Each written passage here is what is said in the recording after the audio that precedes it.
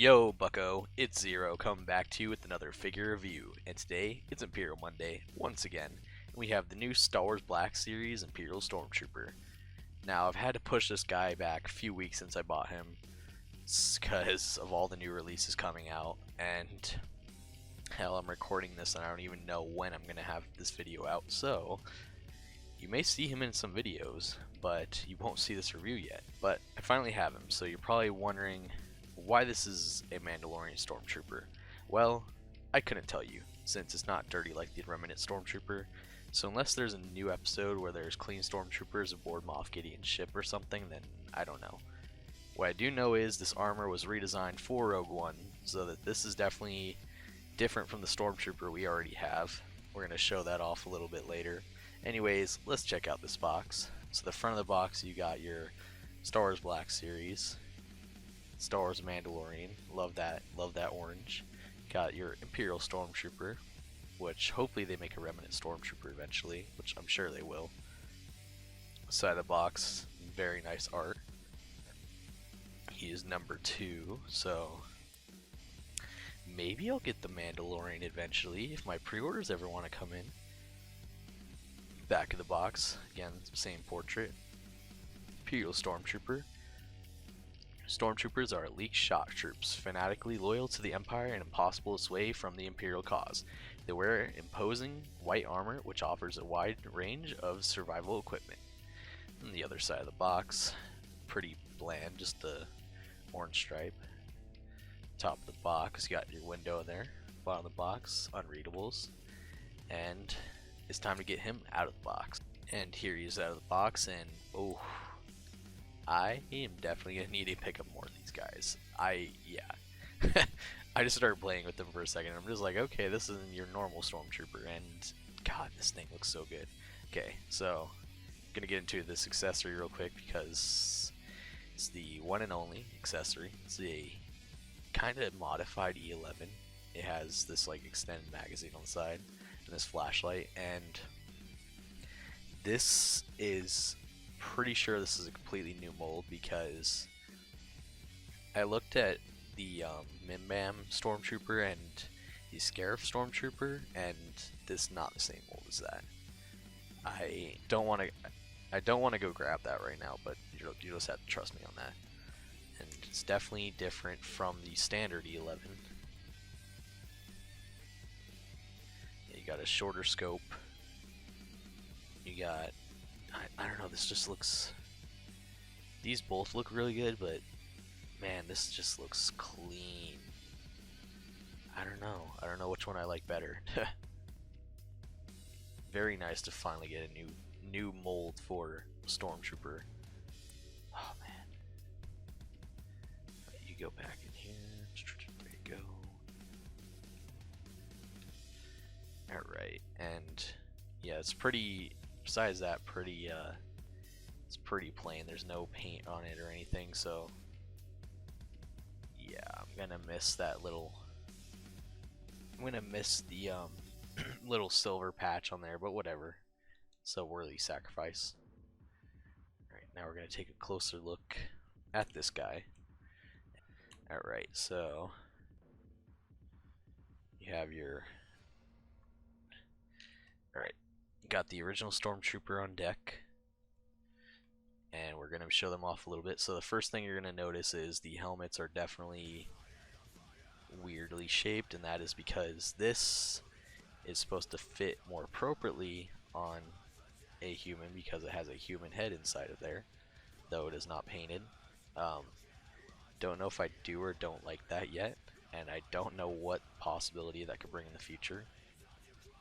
Then, so yeah, just all around the helmet is, I don't know, so I like this helmet being a little bigger, but this looks more correct.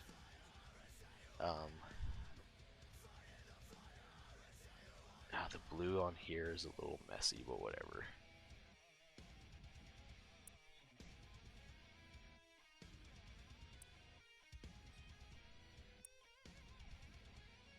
I don't know, I just like, this one's way shinier, and that was my biggest problem with these other Stormtroopers, is they weren't shiny, they didn't have the gloss to them. But yeah, Then also you notice in the back they've done away with the peg hole, which that sucks, but whatever. It looks better than just having a peg hole there, but they have to, you'll see in the Incinerator Trooper, they have to find new ways to put things on there, which that's not bad at all. Then the canister is, even that canister is molded differently. Yeah, pretty much this is just different all around. This up here, yeah, everything is different. I think my favorite part of this is you're actually gonna get articulation because this moves out of the way. So, whoop. Can't do that. You can't even do that with this guy. And then he's a little skinnier, while this guy's a little more, I don't know, bulky looking. And then, yeah, this is very similar but very different. Just small little differences. Belt's different. They done away with the holster. Then one of the first thing I noticed was that this stays on both figures, but they use the Sand Trooper type of looking. That's why I have the Sand Trooper here. The Sand Trooper kind of looking knee for that, which don't have a problem with that at all. It's kind of a cool design, but just something I thought I would point out. Actually, it's not even really the Sand Trooper knee. It's really just this, but like smaller. And yeah, even the boots are smaller. This guy's, he just looks bigger than this, and that's not really a problem. This guy, I don't know, it's gonna be a hard decision which one I like more, because this definitely has the articulations. Hell, even the chest piece moves. Jeez, dude. Oh my gosh, the butterfly joints. Oh. Speaking of which, let's just get into articulation then, because I am having way too much fun with this guy. So yeah, your head is on a, looks like a double ball joint, or there's the neck moves, and then the head also moves on a ball joint. So you got the neck that moves around. You can't really see it, but then there's a ball joint up in the head with that human head. Then this armor piece moves, whatever, and then these move out of the way so that you can, I wouldn't try to stress them too much, but thank God finally we get a moving Stormtrooper. That actually moves, this actually moves with the butterfly joint. So you got a butterfly joint up in there, which, okay, thank God, dude, you're gonna get a ton of movement out of this. Butterfly joint, and then you have a hinge and swivel, and you actually can move his arms past like 20 degrees. You get full around, but I wouldn't mess with that too much with the armor, because don't know limits. They got rid of the bicep swivel, but you now have a, it's just a single, so yeah, they got rid of the bicep swivel and the double jointed elbow, but it works here. It's not bad. Then you got a hinge and swivel at the wrist, and this one goes boop boop up and down, which, yeah, and this one goes side to side, pretty typical. You got a ball joint at the torso.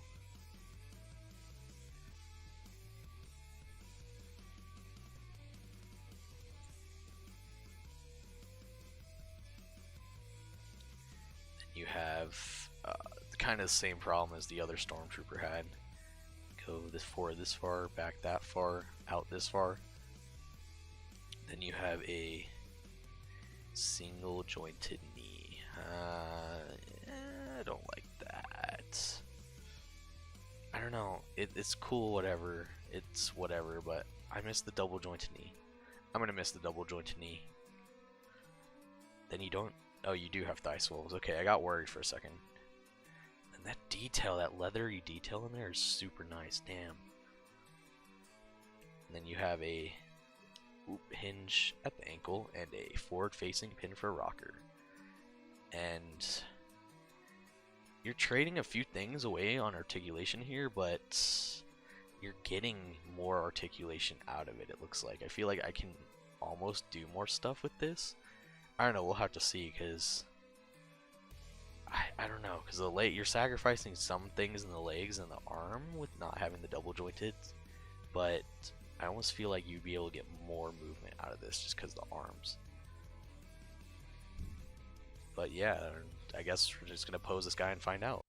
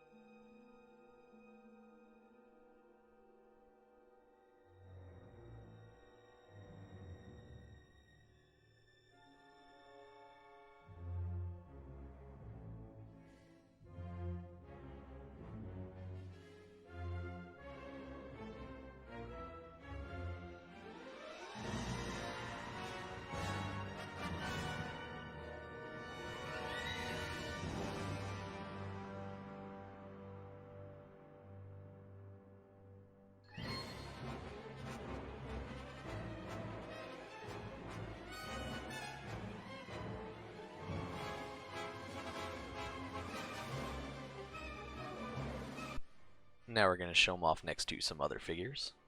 And here he is next to the original Sand Trooper and the original Black Series Stormtrooper. And his helmet looks tiny compared to them. And here he is next to Lord Vader. And here he is next to Boba and the Mandalorian. And as always, here he is next to Luke Skywalker Squawk. And this is definitely a good Stormtrooper. I'm going to miss the old mold quite a bit, but the old mold did have its problems. But the old mold still looks nice. It's definitely got its final uses in this year. Anyways, though, I'm excited to see what they're going to do with this mold in the future. Hopefully they have some cool things like this, which you probably already seen, depending on when I put these videos out. And as always, you can bring them in warm, or you can bring them in cold. Thanks for watching, and good hunting.